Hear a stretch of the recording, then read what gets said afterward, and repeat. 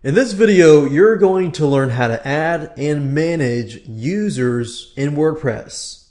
In WordPress, there are different types of users. So, meaning people have different access to different things. So, for example, right now, if I go to the users section here, by default, there is one user, which is you. You're going to be the administrator role. The administrator role is basically someone who has access to the whole WordPress. So you can do a lot, but you can also do a lot of damage with the administrator role. So you make sure that you either give it to somebody that you really, really trust, for example, your business partner, and so forth. But if you only want to give somebody a limited role, you can actually do that. So if I click on Add New, you can enter the username, the email, the first name, the last name, the website, and so forth. But what I want to do now is simply explain the different types of roles. So if we start at the top, administrator, I just explained it, is somebody who has access to the whole WordPress site.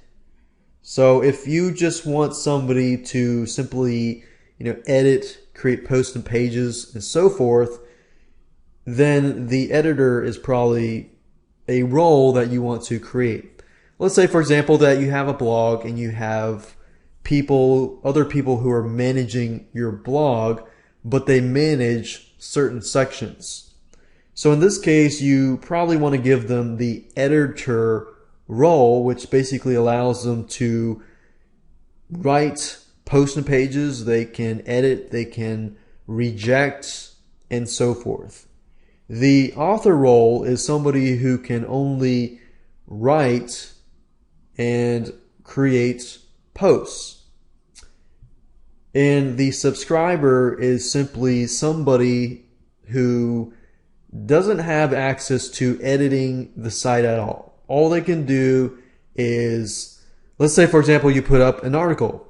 A subscriber would be somebody who can subscribe to make comments and perhaps see password protected content or private content and so forth. And of course, lastly, a contributor can only contribute content. They cannot approve the content. So let's say, for example, that you have an editor who oversees the approval of the content, and you have a lot of contributors who contribute content.